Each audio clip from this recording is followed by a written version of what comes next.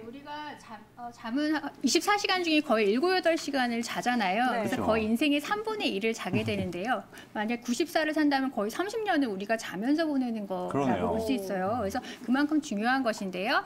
또 한방 처방으로는 수면장애에 좋은 처방이 좀 있습니다.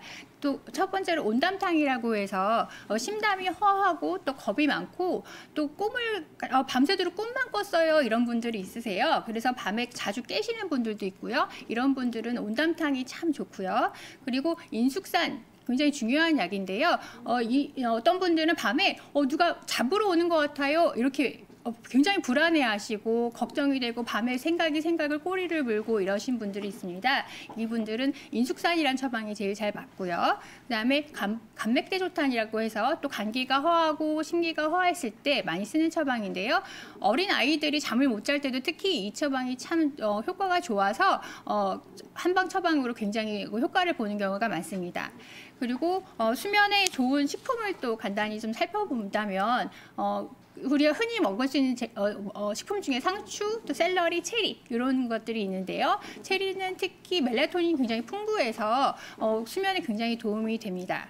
그리고 태양인의 경우에는 달해가 지나치게 열이 위로 올라가는 것을 내려주면서 굉장히 수면에 도움이 되고요. 또 태음인들한테는 호두가 굉장히 적절하게 도와줍니다. 호두에도 멜라토닌이 많이 들어있지요. 그리고 소양인 같은 경우에는 숙지황이 지나치게 위로 열이 올라가는 것을 좀 내려주고 조절해주면서 도움이 많이 되고 또 소음인 같은 경우에는 비위가 차가워지기 쉽기 때문에 꿀을 상용해 주시면 굉장히 도움됩니다.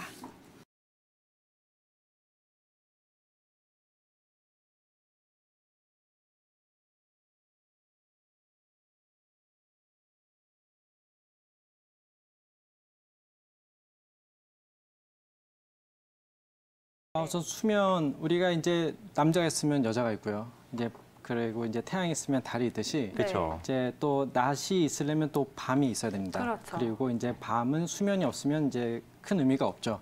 그래서 밤새서 뭐 이렇게 논다든지 TV를 본다는 건 의미가 없고요. 수면을 푹 취해야만 그 다음날 이제 정상적으로 활발하게 에너지를 갖고 생활을 할 수가 있는데요. 간단히 보면은 이제 수면이라는 것은 이제 우리가 쉬고 에너지를 재충전한다 이렇게 생각하시면 됩니다. 우리 자동차를 예를 들면은 엔진이 계속 가열하기만 하고 정차해서 쉬지 않으면 언젠가는 이제 문제가 생기고 인체도 마찬가지로 그런 이제 번아웃 증후군이라든지 여러 가지 이제 과부하가 걸리게 됩니다.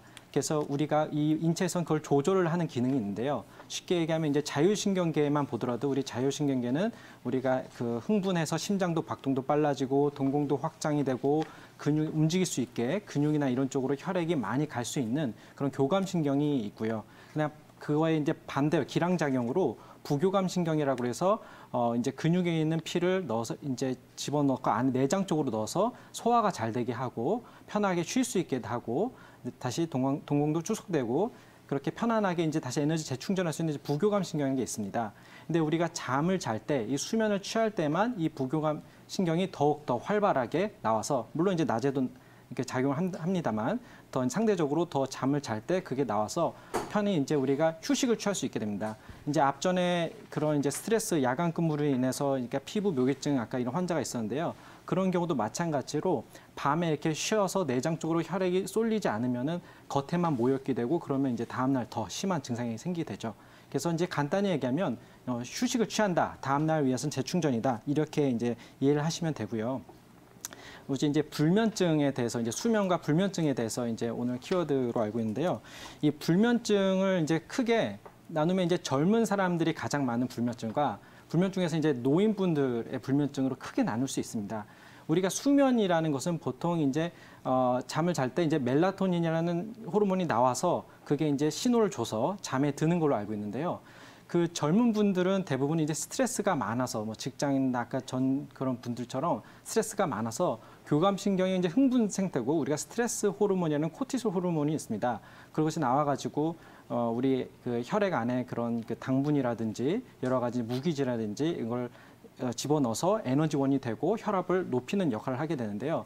이 스트레스가 계속 밤새 생각이 되고 그러면서 이게 떨어져야 되는데 떨어지지 않고 계속 이어지게 됩니다. 그럼 체온이 올라온 상태에서 잠을 취하게 되고 보통 우리 몸은 따뜻했다가 시원할 때 떨어질 때 잠이 들게 됩니다. 근데 그게 계속 더운 상태가 되고 우리가 긴장하면 식은땀이 나지 않습니까? 그런 점이 이제 더 심한 사람들은 자다가 도환이라고 해서 계속 식은땀을 흘리게 됩니다.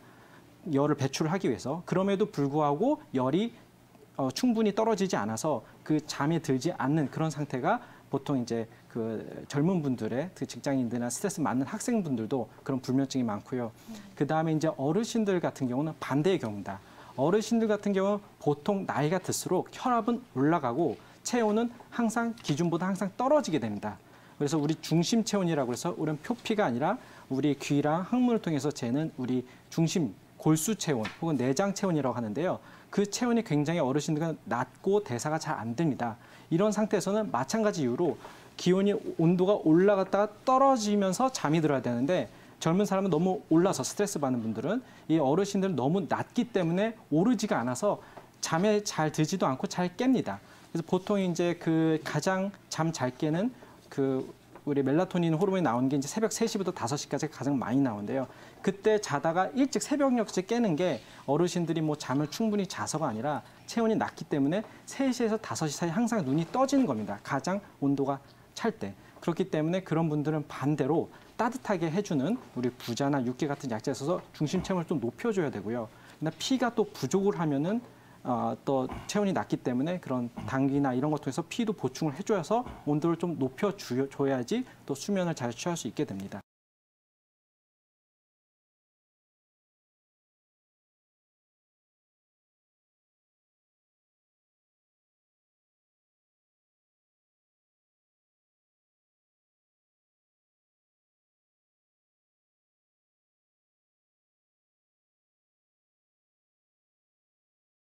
일단은 우리가 크게 두 가지 정도로 나눌 수가 있을 것 같아요. 네. 우리가 잠을 못 자면 굉장히 고생하는 경험은 다들 해보셨죠. 그렇죠. 잠을 하루라도 못 자고 나면 그 다음날 굉장히 피곤하고 이때 우리가 이제 나이가 들었구나 이런 생각도 굉장히 많은데요.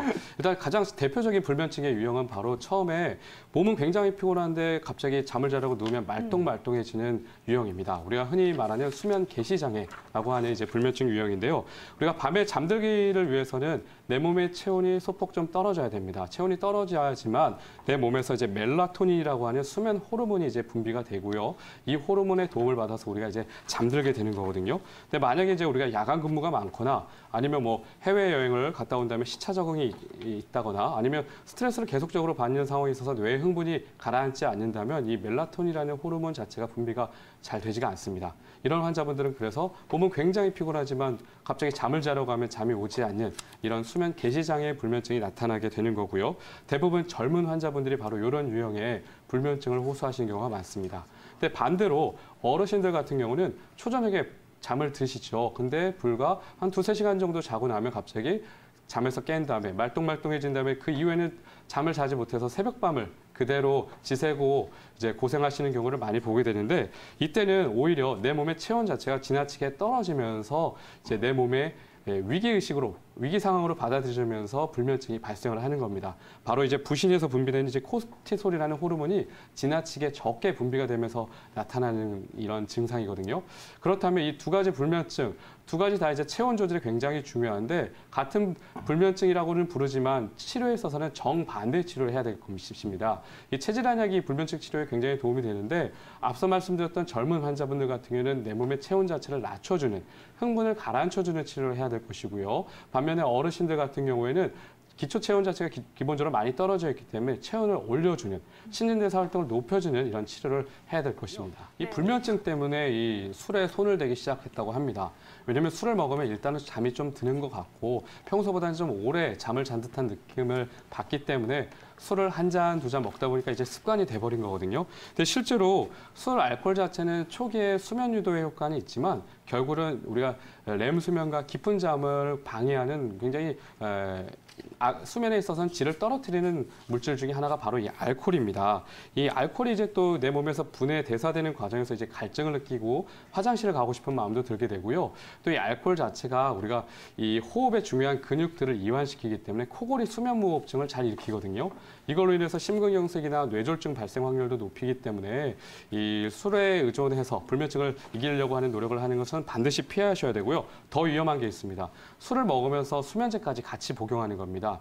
이렇게 되면 뇌에서 진정을 담당하는 이제 가바 수용체라고 하는 부분이 지속적으로 계속 흥분이 되기 때문에 호흡곤란이나 저산소증이 나타날 수가 있거든요. 그래서 생명을 자칫하면 잃을 수도 있습니다. 그래서 우리가 가끔 범죄 사건을 보면 술에 수면제를 타서 몰래 이렇게 복용하는 그런 사건들이 나오잖아요. 그만큼 위험합니다. 절대 술과 수면제는 함께 하셔서는 안 되십니다.